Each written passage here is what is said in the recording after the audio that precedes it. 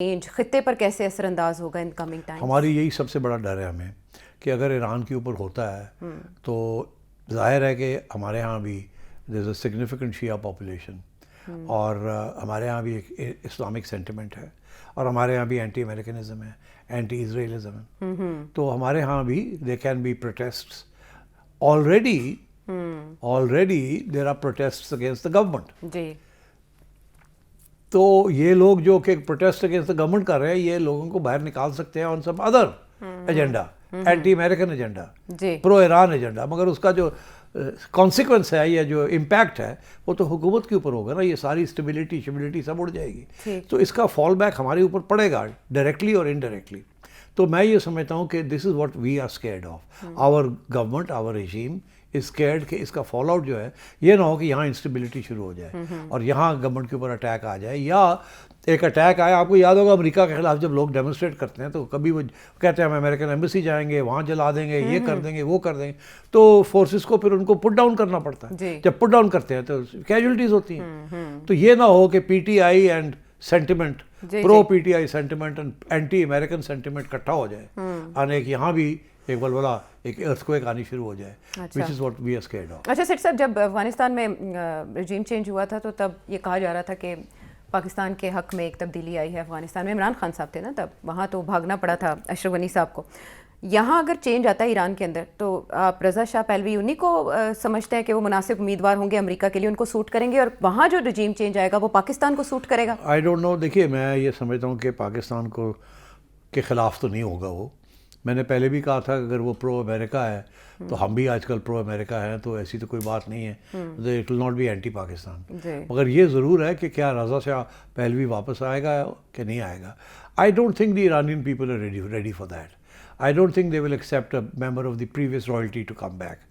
اس لیے میں سمجھتا ہوں کہ اسی ارینجمنٹ کے اندر سے جو اپوزیشن لیڈرز ہیں، نوبل laureates ہیں، یہ ہے وہ ہے، ان میں سے ہی کسی کو وہ کوشش کریں گے کہ یہ آئے اور نئے الیکشنز ہوں اور الیکشن کے ذریعے کوئی نیا پرو امریکن بندہ یا بندی بن جائے. اوکے، جیسے بنگلہ دیش میں ہم نے دیکھا کہ ایک Nobel prize winner, some thing like that, وہ والا ماڈل کاپی کیا جائے گا. سر صاحب، جب اس معاملے پر ڈسکشن ہو ہی رہی ہے کہ ایران کا مستقبل کیا ہے امریکہ اور اسرائیل کے عزائم بھانپتے ہوئے، تو گرین لینڈ سب سے پہلے آپ نے اس کا پریڈکٹ کر دیا تھا جیسے ہی وینزویلا پر اٹیک ہوا اور مادورو کو لے کر وہ فرار ہو گئے امریکی، تو آپ نے کہا تھا کہ اب اگلی پیش رفت جو ہے وہ گرین لینڈ کی طرف ہوگی. اب پریزیڈنٹ ٹرمپ کہہ رہے ہیں کہ میرے اپنے اصول ہیں، میں کسی ورلڈ آرڈر کو نہیں مانتا. آپ نے بہت پہلے اس نئے ورلڈ آرڈر کی ساری بازگشت سنا دی تھی. گرین لینڈ کی اگر ہم حیثیت دیکھیں دنیا کے نقشے پر تو اس نے خوفزدہ کر دیا یورپی ممالک کو بھی. تحفظات سامنے آ رہے ہیں. کیا مستقبل ہے گرین لینڈ کا؟ ٹرمپ ڈٹا ہوا ہے، وہ کوئی انٹرنیشنل لا کو نہیں مانتا. وہ کہتا ہے موریلٹی، کوئی ریاست کی موریلٹی نہیں ہے، کوئی رولز بیسڈ آرڈر کی موریلٹی، اخلاقیات نہیں ہے، میری ہے جو میں سمجھتا ہوں امریکہ کے لیے ٹھیک ہے، بس ٹھیک ہے ایسی کی تیسی. تو he is broken all that. سارے رولز ختم ہو گئے. آپ نے دیکھ ہی لیا یو این کی 61 یا 66 ایجنسیز جو ہیں اس میں سے کہا جی ہم آرگنائزیشنز ہیں، تو آپ وہ تو یو این کو ختم کرنا چاہ رہا ہے. جی وہ WHO سے بھی نکل گئے ہیں، سب کچھ نکل گئے جی. وی وانٹس ٹو جسٹ ایگزٹ. وہ کہتا ہے یہ میں مانتا ہی نہیں ہوں. یہ کون ہوتے ہیں؟ نہ وہ انٹرنیشنل کرمنل کورٹ کو مانتا ہے، ان کے ججز کے اوپر اس نے وارنٹ لگا دیے. تو he is breaking with the international order. وہ کہتا ہے I am the man with power, جو میں کہوں گا ہوگا، جہاں جہاں میں کر سکتا ہوں میں کروں گا، باقی آپ لوگ آپ جانے، آپ کا کام آپ جانے، آپ کا جان جانے. So I think the U N is in trouble and I think all international agencies جس کو فنڈنگ امریکہ سے ہوتی تھی، دیر آل. دیکھیے یہ ایجنسیز چل نہیں سکتی unless there is a consensus of the major powers کہ ان کو چلانا ہے، ان کے رولس جو ہے بنانے اور چلنا ہے اس کے مطابق. اچھا، ڈونلڈ ٹرمپ نے تو فارغ کر دیا، سارے رولس فارغ کر دیے. My rules, my military, my rules. Military کو میں نے اب I am going to double the budget of the military.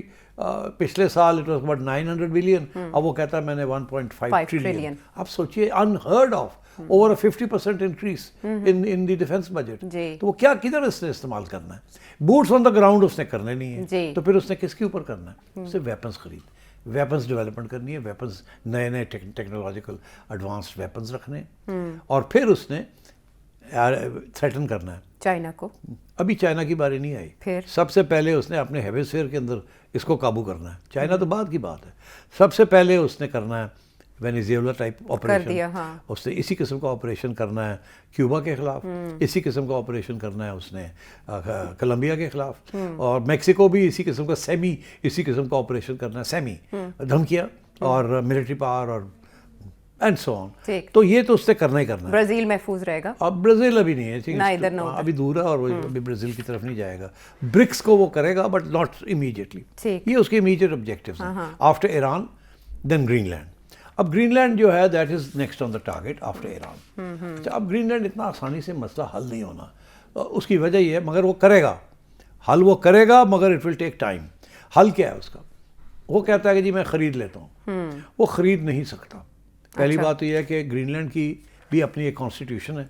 It's an autonomous region. صرف اس کی فارن پالیسی، ڈیفینس اور فائنینشیل پالیسی جو ہے وہ ڈنمارک چلاتا ہے. باقی تو وہ خود آٹونومس سیلف گورنمنٹ ہے. ہاں، تو وہ جو ہے وہ دیکھیے ایگزامپل لوگ دیتے ہیں کہ 1917 میں امریکہ نے US ورجن آئلینڈس خریدے تھے ڈنمارک سے. وہ group of 3 islands and about 50 small inlets and outlets. وہ انہوں نے $25 ملین کے میرا خیال ہے اس وقت کے خریدے تھے، جو آج کل کے حساب سے کوئی $600 ملین بنتے ہیں. اور وہ انہوں نے 1917 میں لیے تھے اور خریدے تھے. اچھا، وہ اس وقت کوئی آئین نہیں تھی ان آئلینڈس کی، وہ خرید و فروخت ہو سکتی تھی. اور اس لیے کیا تھا کہ ان کو ڈر تھا امریکہ کو کہ جرمنی جس واز دی ورلڈ وار 1 کی طرف جا رہے تھے اور Germany was the main attacker.